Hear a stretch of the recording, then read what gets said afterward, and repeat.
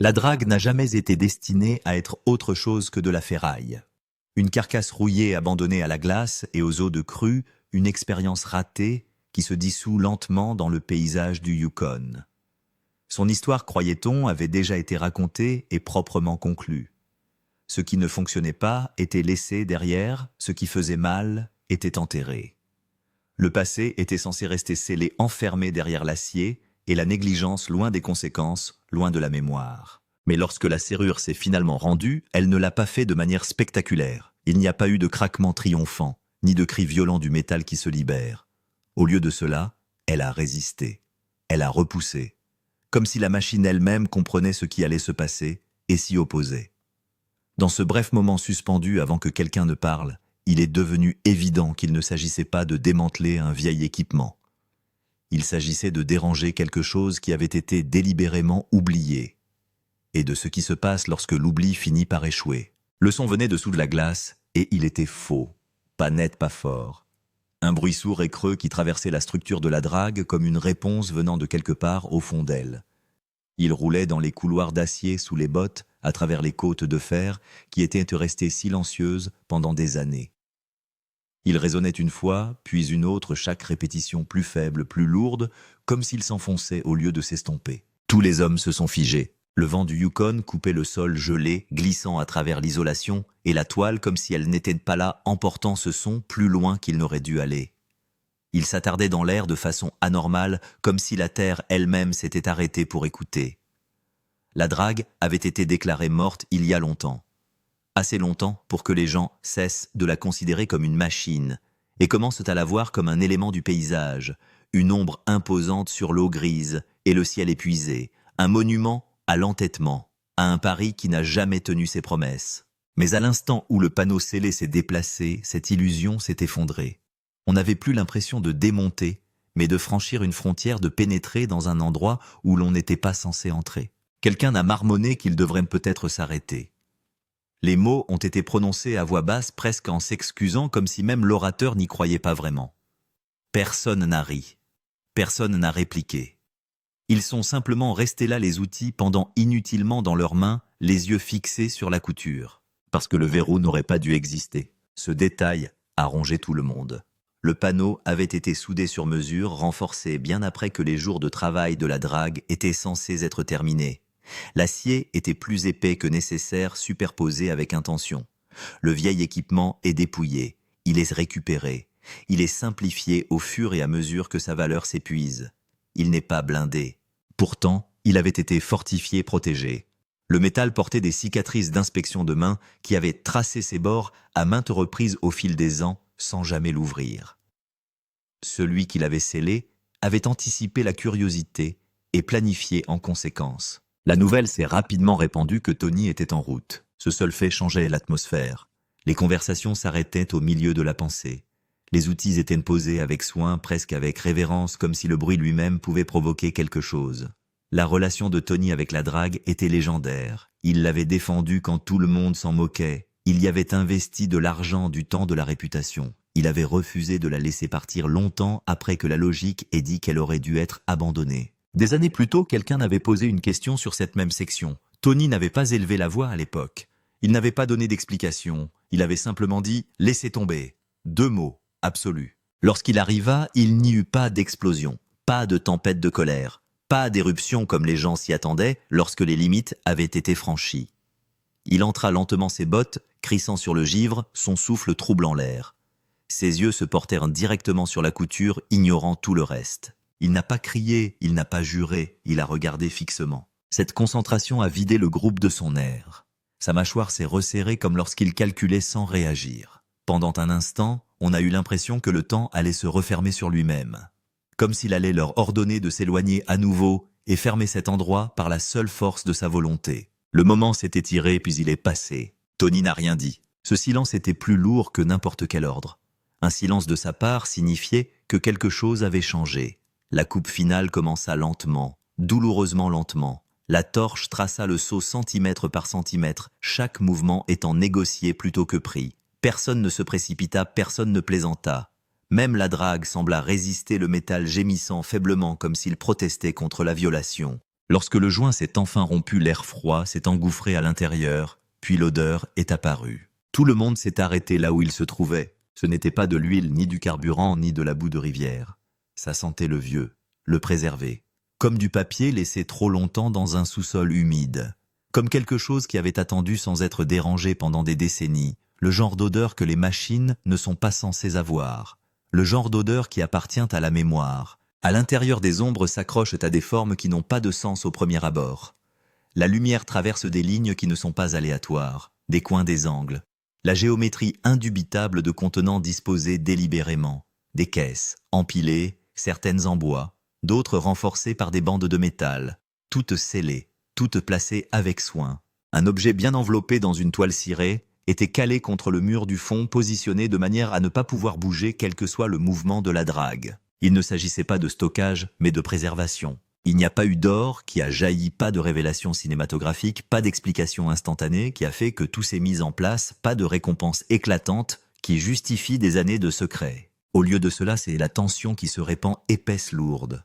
Elle s'installe dans le groupe comme une pression qui s'égalise après des années passées sous l'eau. Personne ne s'avance tout de suite, mais tous partagent la même pensée. Il n'a jamais été question d'équipement. Tony fit un pas en avant puis s'arrêta. Ses mains se replièrent sur ses côtés, ses doigts s'enroulant et se déroulant comme pour saisir quelque chose d'invisible. Pour la première fois, sa posture paraissait incertaine, pas faible, renforcée, comme un homme se tenant face à une version de lui-même qu'il n'avait pas prévu de rencontrer à nouveau. Quelqu'un lui a demandé s'il voulait qu'il s'arrête. La question est restée en suspens, respectueuse, presque pleine d'espoir, une ouverture, une chance de reprendre le contrôle, de fermer la porte et d'enterrer tout ce qui s'est passé sous l'acier et le silence.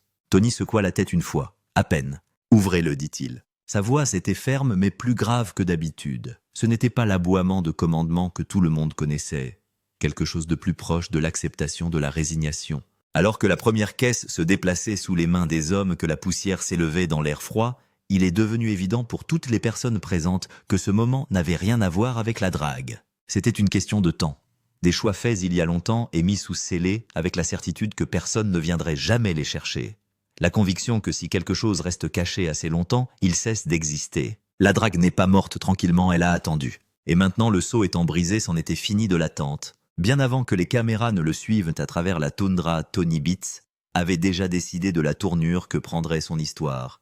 Il survivrait à la Terre ou serait enterré par elle. Il n'y avait pas de juste milieu. Cette conviction n'était pas une bravade, mais une logique de survie forgée au cours de saisons froides où abandonner signifiait disparaître. La drague est devenue l'expression physique de cette vision du monde. Têtue, surdimensionnée, elle ne voulait pas céder. Lorsque Tony l'a achetée, les gens ont ri ouvertement. Pas dans son dos, mais en face de lui. La machine était ancienne, une relique flottante d'un autre siècle d'exploitation minière. Il était massif, inefficace et tout à fait impraticable selon les normes modernes. Les experts ont analysé les chiffres et ont secoué la tête. Ils ont dit qu'il coûterait plus cher de le faire revivre que ce qu'il pourrait jamais rapporter. Tony a entendu chaque mot et les a tous ignorés. Il a passé sa vie à prouver que le consensus ne signifiait rien. Le consensus, c'est le confort. Le consensus, c'est la voix des gens qui prévoient la sécurité plutôt que la domination. Tony ne voulait pas de sécurité. Il voulait un moyen de pression. La drague était censée être exactement cela, une déclaration. Une déclaration flottante selon laquelle il n'avait pas besoin de la chance, des faveurs ou de la clémence de la terre. Il prendrait ce qu'il voulait par la force de sa volonté et de ses machines. Il ne demanderait pas la permission à la terre. Mais l'effet de levier joue dans les deux sens. La restauration a duré bien plus longtemps que prévu. Chaque réparation a révélé un autre échec. Chaque échec exigeait un nouveau sacrifice. L'argent disparaissait dans l'acier et le carburant englouti sans retour visible. Les équipes se succèdent à un rythme effréné, s'épuisant sous la pression et les attentes impitoyables de Tony.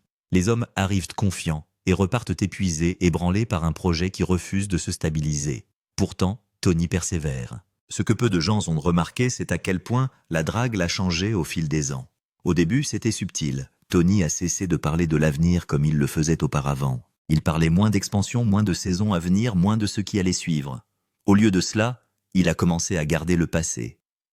Il conservait des dossiers que personne d'autre ne voyait, prenait des décisions qui passaient outre les voies normales, s'occupait personnellement d'affaires qui auraient pu être déléguées. La drague a cessé d'être un équipement pour devenir une pièce privée. Lorsque la ruée vers l'or a transformé la drague en spectacle, sa véritable fonction avait déjà changé. Devant la caméra, c'est le symbole de l'excès et de l'échec. Un pari obstiné qui refuse de payer. Des pannes, des retards, des embarras diffusés à des millions de personnes et publiquement l'échec de la drague. En privé, il a réussi. Il est devenu un conteneur dans lequel Tony a stocké bien plus que des pièces détachées et des outils. Il a stocké des preuves, des contextes, des dossiers qui expliquent des décisions qu'il n'a jamais eu l'intention de justifier à haute voix. Une assurance contre un monde qui le surveille de plus en plus étroitement chaque année.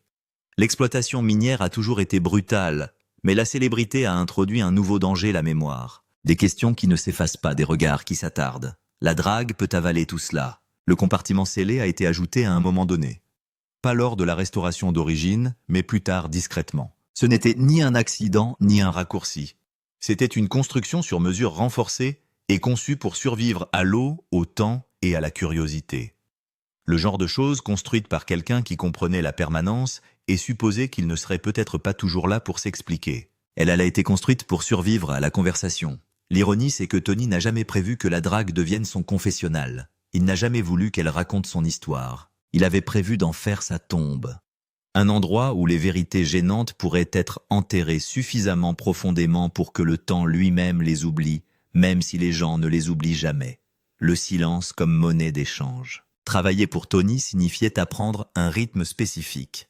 Parler quand on vous parle, écoutez toujours. La drague était au centre de cette culture comme une règle tacite. Tout le monde a remarqué la section scellée. Tout le monde s'est interrogé. Personne n'a demandé. Le silence était une monnaie d'échange, et Tony le payait bien. Il y avait cependant des moments où la pression s'échappait. Un mécanicien remarquant un renforcement supplémentaire là où il n'avait pas d'utilité mécanique. Un membre de l'équipage a vu Tony déplacer des caisses tard dans la nuit seul. Un autre a entendu quelque chose glisser à l'intérieur du compartiment pendant un quart de travail difficile dans l'eau. À chaque fois, la même chose s'est produite. Un regard, une réaffectation, une distance. Tony n'a pas menacé. Il a supprimé l'accès. À la maison, l'atmosphère n'était pas plus légère. Sa famille avait appris les limites très tôt. Les questions conduisaient à des murs et les murs à des silences plus froids. Il l'aimait, mais il savait aussi qu'en poussant trop loin, ils perdaient le peu de proximité qu'ils avaient. Les saisons récentes n'ont fait qu'empirer les choses. Les rendements de l'or ont chuté. Les coûts augmentaient. Le corps de Tony ralentissait d'une manière qu'il détestait reconnaître. L'autorité qu'il exerçait autrefois sans effort commençait à se sentir plus lourde, plus fragile. Les membres de l'équipage suivent les ordres, mais quelque chose d'essentiel a changé. Le respect est toujours là, mais pas la foi. Lorsque la décision de démanteler la drague a été prise, elle a été motivée par des considérations pratiques, la valeur de la ferraille et la sécurité. Efficacité. Tony a objecté, mais pas avec sa fougue habituelle. Il a temporisé. Il a argumenté sur les détails, puis il a cédé. Cela a effrayé les gens. Parce que le Tony qu'il connaissait s'est battu jusqu'à ce que le sol se brise le premier. Le jour où le compartiment scellé a été abordé, l'équipage s'est déplacé comme s'il manipulait quelque chose de vivant. Chaque action a été observée, mesurée. La drague grinça sous la pression comme si elle résistait à l'exposition. Tony resta en retrait, la mâchoire figée, sans rien dire. Pour la première fois, le silence cessa d'être une protection. Le compartiment. La première caisse répondait à la mauvaise question. À l'intérieur se trouvaient des registres épais et denses d'écriture. Les dates. Les transactions qui ne correspondaient pas au registre public. Des accords parallèles qui contournent les partenariats, des échanges de matériel qui disparaissent des calendriers officiels. Ce n'était pas criminel au sens évident du terme. Tony avait élaboré sa propre version des événements, enregistrant ce qui comptait pour lui et effaçant le reste de la mémoire commune. Ces livres n'avaient pas pour but de tromper la Terre, mais de contrôler la narration. La deuxième caisse a tout compliqué. Des objets personnels sont nichés dans le tissu. Une montre au cadran craquelé, un portefeuille usé par l'usage. Des lettres jamais postées, pliées et repliées, jusqu'à ce que les plis soient presque déchirés. Des noms apparaissaient encore et encore parfois, rayés, parfois réécrits. Il ne s'agissait pas de trophées, c'était un des rappels. La troisième caisse a complètement déplacé la pièce. Des photographies se sont répandues jaunies et gondolées sur les bords. Des hommes debout à côté de revendications qui n'existaient plus, souriant, bras dessus, bras dessous, avec Tony. Certains visages ont été marqués à l'encre épaisse, d'autres sont restés intacts regardant vers le haut, avec des expressions figées entre l'optimisme et la confiance. Personne n'a besoin d'explication. Ce sont les gens qui ne sont pas entrés dans la légende, les hommes qui se sont éloignés, des hommes repoussés, des hommes effacés discrètement lorsqu'ils devenaient gênants. La drague n'avait pas caché d'or, il avait un contexte caché. Tony s'approcha lentement les yeux, scrutant ce qu'il savait déjà être là. Sa voix, lorsqu'elle se fit entendre, était basse. Tu n'étais pas censé tout voir. Quelqu'un demanda pourquoi. Tony leva les yeux et pour la première fois, il n'y avait pas de colère sur son visage, seulement l'épuisement. Parce que les histoires deviennent plus simples quand on enlève des morceaux, a-t-il dit. Et les histoires simples durent. Cet aveu a pesé plus lourd que n'importe quelle accusation. La drague a parfaitement rempli son rôle, elle a maintenu la complexité sous l'eau. Il a évité à Tony d'avoir à expliquer que la survie exige parfois des choix qui ne vieillissent pas bien. Mais une fois exposé, le compartiment a tout réécrit. Les échecs, les querelles, les silences, tout cela a désormais des racines. Les racines, une fois visibles, ne peuvent être niées. Les retombées dans le Nord. Le Nord n'explose pas lorsque quelque chose se brise. Il l'absorbe lentement, froidement, sans spectacle. Il n'y a pas ici de prise de conscience publique, pas d'effondrement dramatique qui s'annonce d'un seul coup. Les choses se règlent différemment. Les conversations se raccourcissent. Les distances se creusent. Ce qui était autrefois solide développe des fractures capillaires qui ne deviennent visibles qu'avec le temps. C'est ce qui s'est passé après l'ouverture de la drague. Tony Beats n'a pas fait de déclaration. Il n'a pas organisé de réunion pour s'expliquer. Il ne s'est pas excusé publiquement et n'a pas tenté d'élaborer un récit autour de ce qui avait été découvert. Il n'y a pas eu de contrôle des dommages au sens traditionnel du terme. Au lieu de cela, il a fait ce qu'il avait toujours fait lorsque la pression montait. Il s'est remis au travail. Il s'est déplacé avec détermination comme si le mouvement lui-même pouvait dépasser le sens. Comme si le fait d'être occupé pouvait empêcher les implications de le rattraper. Il est arrivé tôt, il s'est resté tard. Il se concentre sur le sol, les machines, le travail quotidien de l'exploitation minière qui lui a toujours donné de la clarté. Mais le sens est patient et il ne se fatigue pas comme les hommes. Les membres de l'équipe s'adaptent en premier comme ils l'ont toujours fait. Les équipes de mineurs apprennent rapidement qu'un changement s'est produit, même si personne ne le dit à voix haute. Les ordres ont toujours été suivis, les équipements ont toujours fonctionné, et l'or a toujours été traité.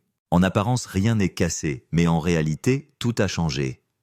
Les instructions sont devenues des tâches et non plus des croyances.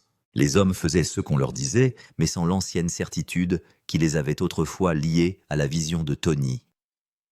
La foi qu'ils savaient toujours quelque chose qu'ils ignoraient, que son silence était stratégique plutôt qu'évasif, commençait à s'éroder. La différence était subtile, mais elle était permanente. Les blagues ne tombaient pas de la même façon. On ne demandait plus aussi souvent conseil.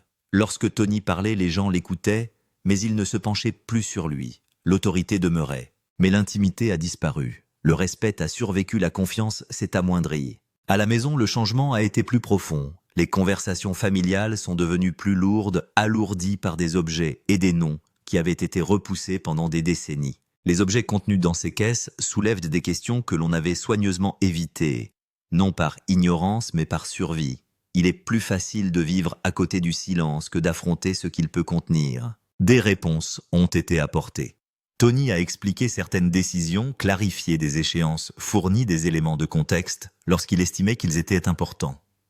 Il a parlé en termes mesurés, choisissant les mots avec le même soin que celui qu'il mettait autrefois à choisir les revendications. Mais il n'a pas tout ouvert. Les questions des autres sont restées silencieuses. Tony a choisi les fils qu'il fallait tirer et ceux qu'il fallait laisser nouer. Ce n'est pas par cruauté, mais par manque de contrôle. Certaines vérités, une fois déliées, s'effilochent trop vite. Il avait passé sa vie à gérer cet équilibre. Pour sa famille, cette sélectivité était une blessure en soi. Ils comprenaient sa logique, ils avaient grandi dans cette logique. Mais la compréhension n'efface pas l'impact. La drague a révélé non seulement des secrets, mais aussi un modèle, l'habitude de décider seul de ce que les autres peuvent supporter. Au-delà de la demande, la communauté dans son ensemble a réagi avec un mélange complexe de compréhension et de déception. Beaucoup avaient survécu aux mêmes dures réalités. Ils savaient ce que le désespoir pouvait exiger dans des endroits où les marges sont minces et où l'échec ne pardonne pas. Ils avaient fait leur propre compromis, pris des raccourcis, et s'étaient protégés lorsque personne d'autre ne le faisait. Cette sympathie existait, mais le malaise aussi. Car ce qui a troublé même les voix les plus sympathiques, ce n'est pas ce que Tony avait fait, mais le soin avec lequel il avait été documenté, préservé et caché. l'aspect délibéré de la chose. La planification à long terme, la certitude qu'elle ne serait jamais remise en question, le fait de l'avoir exposée dans des registres et sur des photographies ont obligé les gens à se confronter à quelque chose d'inconfortable. Ce n'était pas de l'improvisation, c'était de la stratégie. La réputation de Tony ne s'est pas effondrée. Il était toujours respecté et craint. Il est toujours reconnu comme un homme qui a construit quelque chose de durable, dans des conditions impossibles. Personne n'a nié son éthique du travail, personne n'a nié sa résilience. Ses qualités étaient indéniables. Mais le mythe a perdu de son lustre. L'histoire que l'on racontait sur lui est devenue plus compliquée, moins héroïque, plus humaine. Les bords tranchants, qui avaient été limés pour plus de simplicité, sont soudain visibles. Et une fois visibles, ils ne peuvent plus être cachés.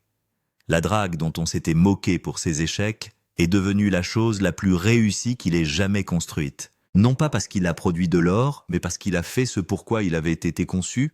Il a détenu la vérité jusqu'au moment où Tony n'a plus pu le faire. Il a gardé le passé submergé par des années de surveillance de célébrités et de changements. Il a absorbé le poids de choix qui auraient pu détruire des relations s'ils avaient été exposés trop tôt.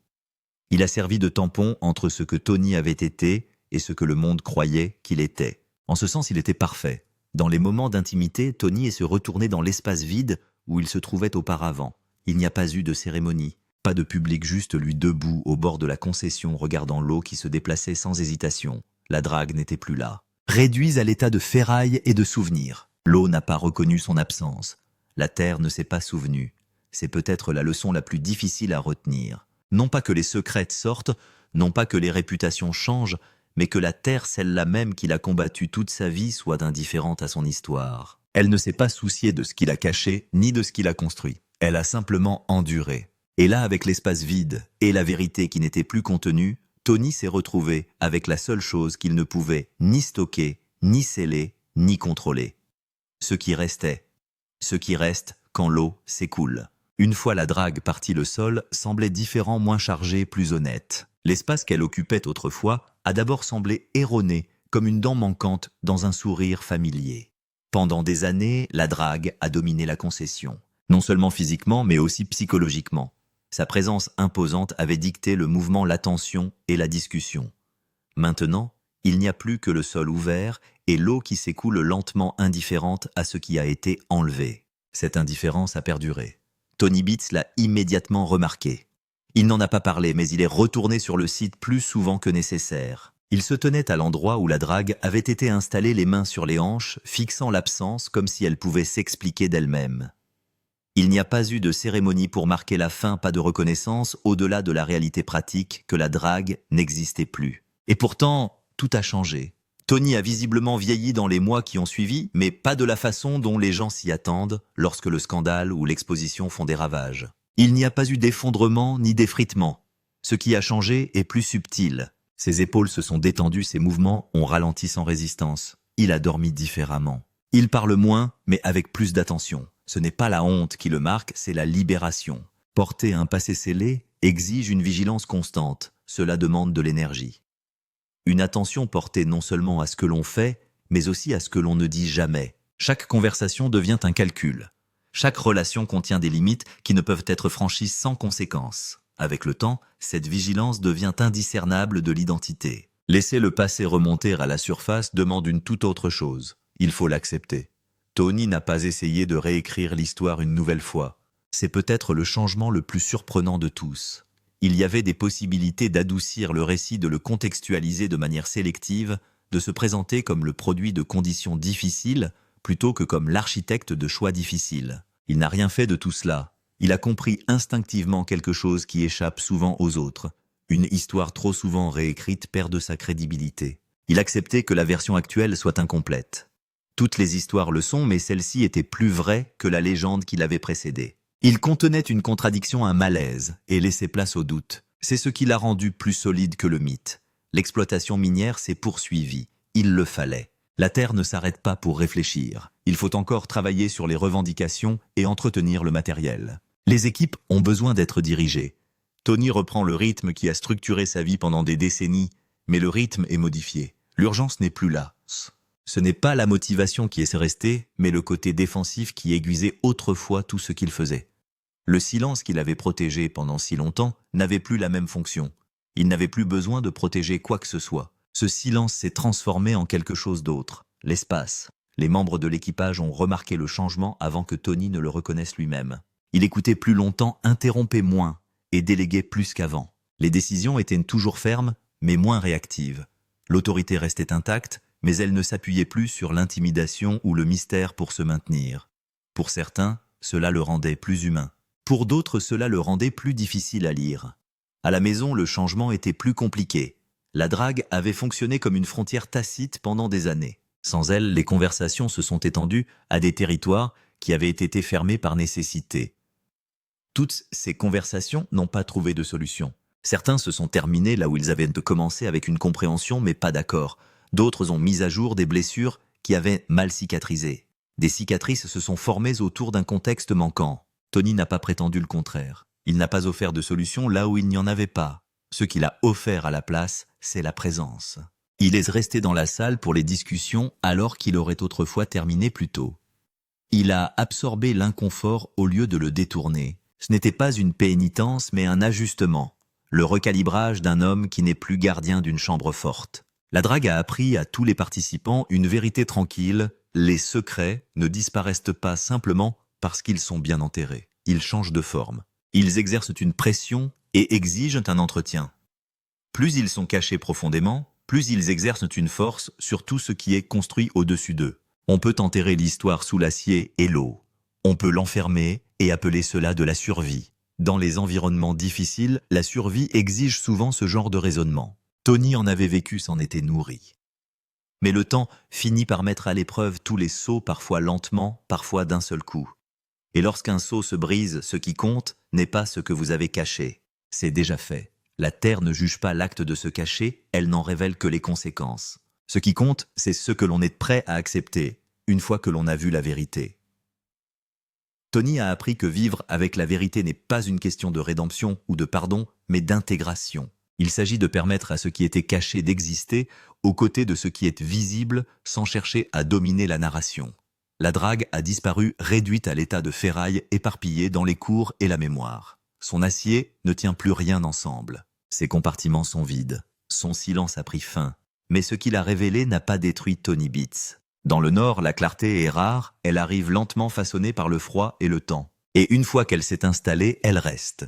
Non pas comme une punition, mais comme un fait. Le sol ne se souvient de rien. Et Tony, debout sur une terre qui ne porte plus ses secrets, a appris que l'héritage ne se définit pas par ce que l'on parvient à garder caché, mais par ce qui reste lorsqu'il n'y a plus d'endroit où se cacher. Au cours des saisons suivantes, les gens ont parlé de la drague moins comme d'une machine que comme d'un marqueur. Une ligne de démarcation entre ce que Tony Beats avait été forcé de devenir et ce qu'il était prêt à être une fois le poids levé. Le Nord ne l'a pas absous, mais il ne l'a pas exilé non plus. Elle lui permettait simplement de continuer dépouillé de toute illusion.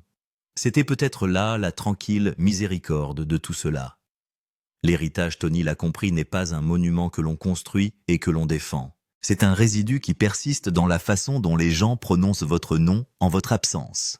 Il est façonné autant par la retenue que par l'ambition, autant par ce que vous affrontez que par ce que vous conquérez. La drague avait fidèlement transporté ses secrets, mais elle avait aussi transporté sa peur d'être pleinement connue. Une fois qu'elle avait disparu, il n'y avait plus rien entre Tony et la vérité qu'il avait lui-même créée. La terre est restée, le travail est resté, et l'homme aussi. Pas inchangé, mais suffisamment déchargé pour s'arrêter, regarder en arrière sans broncher, et laisser enfin le passé reposer là où il doit être. Il n'est plus scellé, il n'a plus le contrôle.